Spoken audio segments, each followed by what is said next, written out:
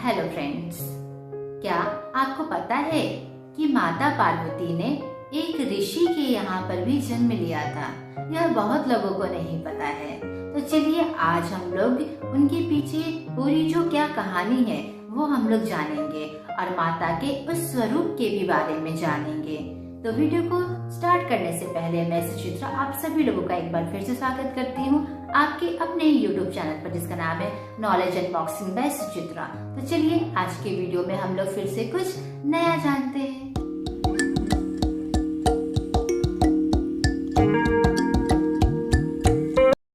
तो चलिए सबसे पहले जानते हैं कि माता पार्वती ने कब, क्यों और कहाँ, किस रूप में माता पार्वती ने एक ऋषि के यहाँ जन्म लिया। कहा जाता है कि एक समय की बात है, एक बहुत ही खूंखार असुर हुआ करता था जिसका नाम महिषासुर था।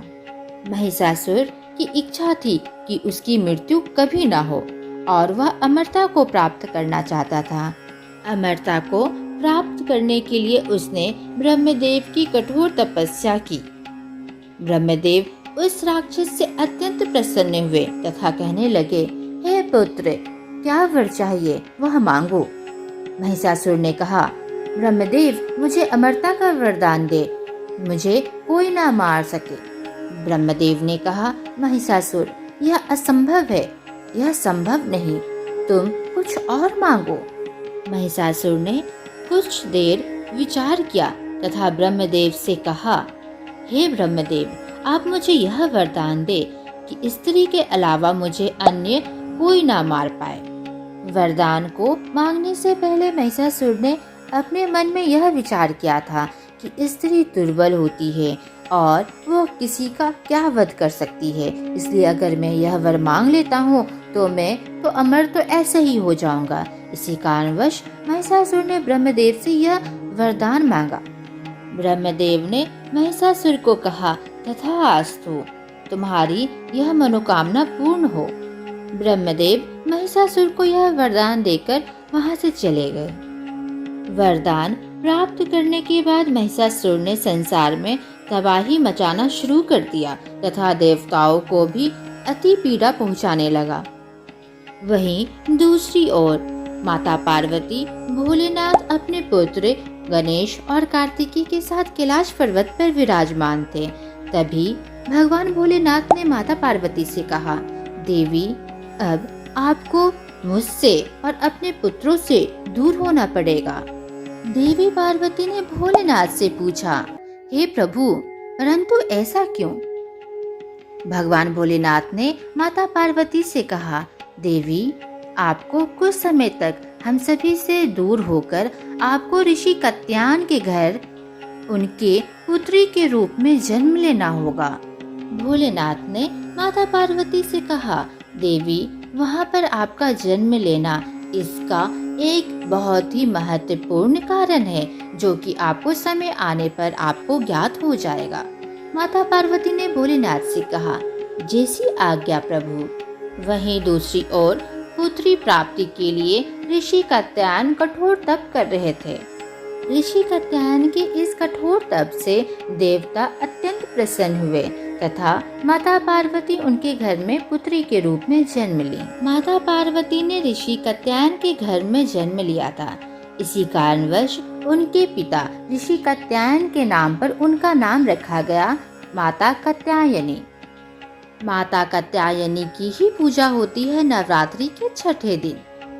कुछ समय के पश्चात देवता माता के पास जा पहुँचे तथा महिषासुर के आतंक से मुक्त करने के लिए उनसे निवेदन करने लगे। सभी देवता माता से हाथ जोड़कर कहने लगे, माता, हम सभी चाहते हैं कि आप महिषासुर का वध करें, क्योंकि महिषासुर को ब्रह्मदेव से यह वरदान मिला है कि उसका वध केवल नारी ही कर सकती है।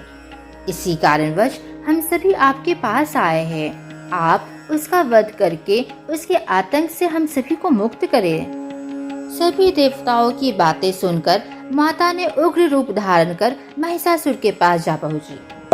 महिषासुर ने जैसे ही माता कात्यायनी को देखा तो महिषासुर ने कहा, देवी, तुम मुझसे विवाह कर लो, तुम अति सुंदर हो। माता कात्यायनी ने महिषासुर से कहा, पहले महिषासुर तुम मुझसे युद्ध करो तथा मुझ पर विजय प्राप्त करो, तब विवाह की बात करना। महिषासुर यह बात सुनकर हंसने लगा और कहने लगा, नारी, तुम्हें अपने शक्ति पर इतना घमंड है।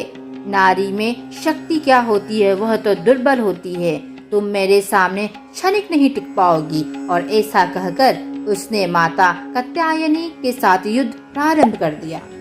माता कात्यायनी ने महिषासुर के छाती पर त्रिशूल से जोर से प्रहार किया तथा उसका वध कर संसार को उसके अत्याचार से मुक्त किया। और उस अहंकारी का यह अहंकार भी दूर हुआ कि नारी अबला होती है और वह शक्तिहीन होती है। नवरात्रि के छठे दिन माता के इसी छठे स्वरूप की पूजा की जाती है, जिनका नाम है माता कात्यायनी। माता ने इसी रूप में महिषासुर का वध किया था।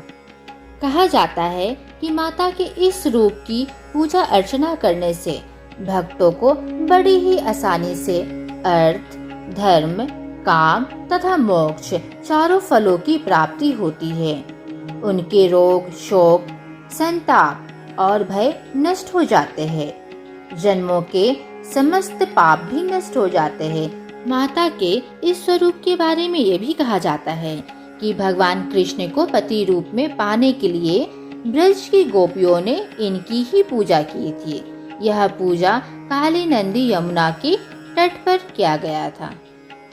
अब आप सभी को पता है कि नवरात्रि के छठे दिन माता के किस स्वरूप की पूजा की जाती है। माता ने किनके यहाँ जन्म लिया था, इस स्वरूप में रहकर माता ने किस असुर का वध किया था। तो फ्रेंड्स, अगर आपको लगा हो कि मैंने इस वीडियो में अच्छी जानकारी दी है, अगर आपको इस वीडियो का कंटेंट अच्छा लगा हो तो कमेंट बॉक्स में जरूर से बताइएगा। तो अभी के लिए मैं सुचित्रा आप सभी लोगों से इजाजत चाहती हूँ। मिलते हैं फिर नेक्स्ट वीडियो में। Tata, good bye.